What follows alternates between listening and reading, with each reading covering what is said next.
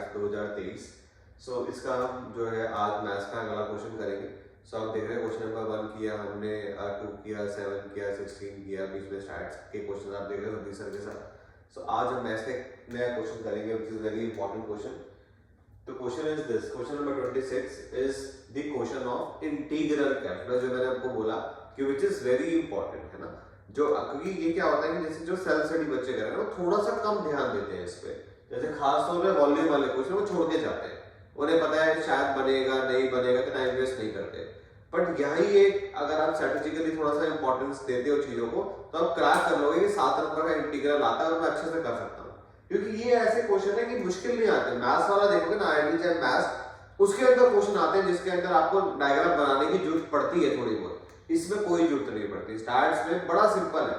तो क्वेश्चन अगर आप ध्यान से देखोगे, क्वेश्चन कहता है कि volume of the region r आपको डिफाइन करके दे रखा है x² + y² <= 4 and z in between 0 to 4 - y। तो क्या मुझे ये 3D प्लॉट करने की जरूरत है? बिल्कुल भी नहीं। आपको बस यहां देखना है कि वॉल्यूम का फॉर्मूला क्या है। सो वॉल्यूम का फॉर्मूला हमें अच्छे से पता है कि volume which is nothing but triple integral dz dy dx। अच्छा, इसे हम dx dy भी लिख सकते हैं, फर्क नहीं पड़ता है ना। क्यों? क्योंकि पहले आप z को सॉल्व करोगे उसके बाद xy पे आओगे। तो xy क्या होता है? प्रोजेक्शन है। जैसे अगर मैं ये बनाऊंगा आपके लिए, तो this is z, this is x and this is y। आपको पता है ये 3D प्लेन हो गया, जहां पे ये वाला प्लेन xy प्लेन, यहाँ पे z क्या है? 0, यहाँ पे z क्या है? 0 है। ये xz प्लेन पे y क्या है? ये 0 है। और zs प्लेन पे x क्या है? ये 0 है ना। तो पहले z को सॉल्व करते हैं। तो z को सॉल्व करने का कंसेप्ट क्या है कि आपको एक पिलर ड्रॉ करना पड़ता है ना, फ्रॉम बॉटम टू टॉप। आपको एक पिलर ड्रॉ करना है फ्रॉम बॉटम टू टॉप।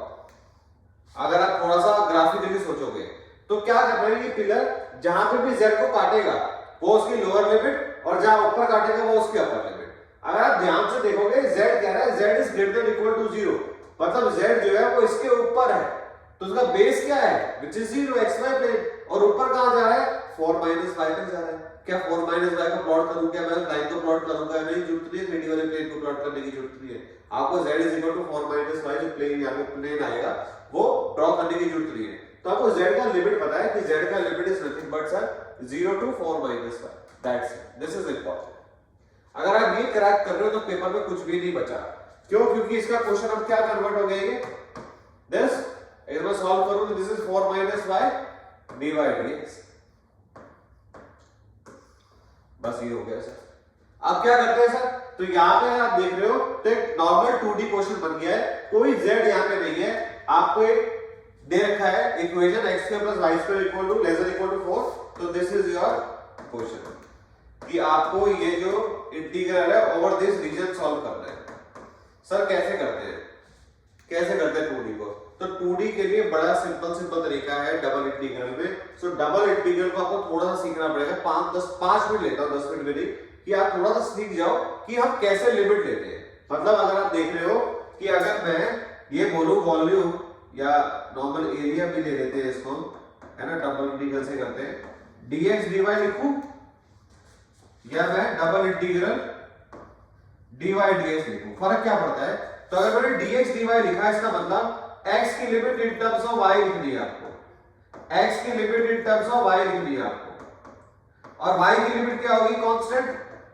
ये होता है, this is your area. Double integral में एरिया अगर आपको निकालना, सिंगल इंटीग्रल से भी निकल जाता है, पर डबल इंटीग्रल से अगर निकालना है तो ये इसका कांसेप्ट है कि अगर dx dy लिखा है इसका मतलब x की limit in terms of y होना चाहिए, क्योंकि बाद में आपको y से इंटीग्रेट करना है तो पूरा फंक्शन y का होना चाहिए, और बाद में आप y की कांस्टेंट वैल्यू डालोगे ताकि आपको एक वैल्यू मिल जाए।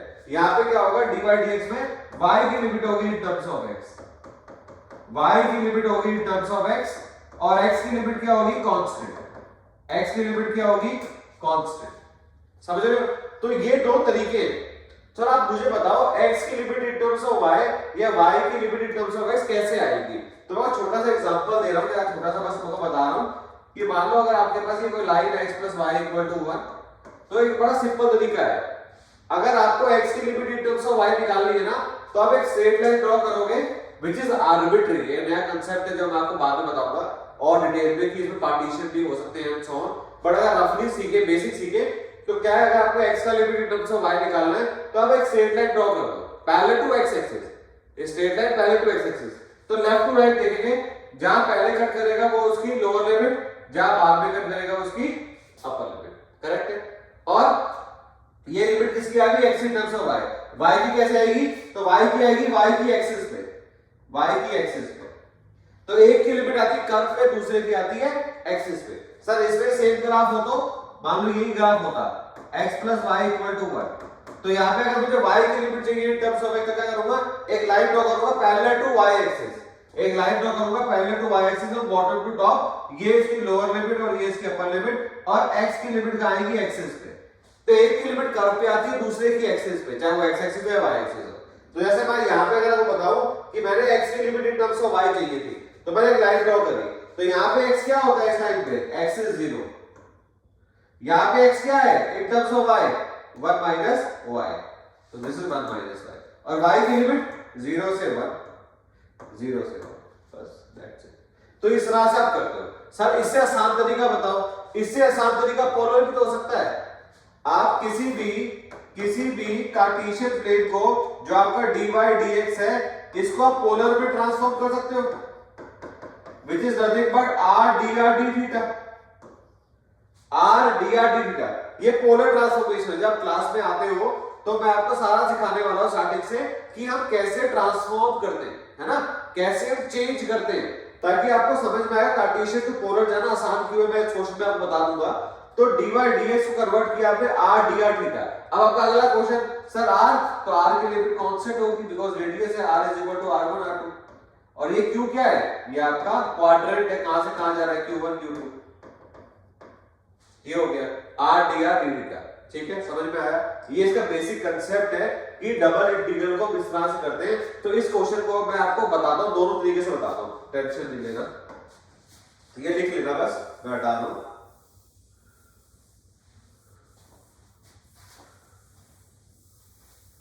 तो इस क्वेश्चन को अगर आप देखेंगे तो ये वाला जो क्वेश्चन है, क्या मैं इसको ऐसा लिख लूं, 4 dy dx minus y dy dx, ऐसा लिख लो, अलग अलग कर दिया मैंने। अगर यहाँ पे अगर आप नॉर्मल कार्टेशियन की इक्वेशन देखोगे तो यहां से ये x square plus y square less than equal to 4 है, मतलब ये वाला हिस्सा सारा अंदर वाला, करेक्ट है। तो अगर आप इसको कन्वर्ट करोगे, मतलब x square plus y square equal to 4, तो यहां से अगर y की इक्वेशन निकालोगे इन टर्म्स ऑफ x तो क्या आएगी, plus minus under root 4 minus x square. तो आप देख लो नेगेटिव टू पॉजिटिव नहीं आ गया, और ये जो अंदर है y which is odd function, odd function क्या होता है, कोई भी integral minus a to a fx dx का अगर कोई फंक्शन है तो इसकी वैल्यू 0 होती है, फंक्शन इज ऑड। तो माइनस y में अगर आप y को रिप्लेस करोगे माइनस y तो minus f of y function बन जाएगा, तो दिस इज ऑड फंक्शन, तो इसकी वैल्यू तो सीधा 0 है, इसको हटा दें। इधर सिंपल सॉल्व नहीं करना एग्जाम में, थोड़ा स्मार्ट वर्क करना पड़ता है कि हर चीज नहीं सॉल्व करनी, थोड़ा देखेंगे। सर y है, माइनस से प्लस लिमिट जा रही है, यहां दिख रहा है ऑड फंक्शन खत्म, सिर्फ इतना कांसेप्ट देखेंगे। तो यहां देखो कांसेप्ट बड़ा आसान है, इसको दो तरीके से कर सकते हो, 4 बार dy dx, तो या तो इसको पोलर पे ले जाओ, तो पोलर पे क्या हो जाएगा, y is equal to v is equal to 4 double integral, ठीक है, जैसे बोला इसको क्या लिखते हैं, r dr d थीटा, ठीक है। तो ये क्या बना, ये this is your circle, this is your circle. तो यहाँ पे देखो x square plus y square equal to 4 है, मतलब r स्क्वायर इक्वल टू 4 है, क्यों, क्योंकि x क्या होता है, r cos थीटा, y क्या होता है, r sin थीटा, तो x square plus y square करूंगा r स्क्वायर, तो r स्क्वायर इक्वल टू 4, तो मतलब ये जो सर्कल है, इस इक्वेशन क्या है, r स्क्वायर इक्वल टू 4, तो r की वैल्यू क्या है, 2 है। तो अगर मुझे dr d थीटा की वैल्यू निकालनी है तो ध्यान देना क्या करना होता है, तो अगर मुझे r की लिमिट निकालनी है तो मुझे पोल से कर्व पे एक लाइन खींचनी है, मैं वापस बताता हूं। अगर मुझे r की लिमिट निकालनी है, अगर मुझे r की लिमिट निकालनी है तो मुझे पोल से कर्व पे लाइन खींचनी है, पोल मतलब r इक्वल टू 0, और जो भी इस कर्व की इक्वेशन है मतलब r इक्वल टू 2 है ना, क्योंकि r स्क्वायर को होता तो r की वैल्यू क्या हो गई, 2 हो गई, तो r का क्या हो गया वैल्यू 0 से 2, और थीटा किस क्वाड्रेंट में सर्कल है, चारों में, तो 0 से 2 पर। इसको आप सॉल्व कर लीजिए। और कुछ भी नहीं करना आपको, क्वेश्चन खत्म हो गया आपका। या और आसान तरीका 4 dy dx double integral dy dx, this is nothing but the area. ये क्या होता है? Area, area of circle, circle दे रखा है ना x square plus y square is equal to 4, this is circle, area of circle क्या होता है? पाई आर स्क्वायर, तो into pi r square, 4 into pi, what is r square? 4, तो कितना आ गया? सॉल्व भी नहीं करना, वैल्यू डालो, क्वेश्चन ही खत्म है।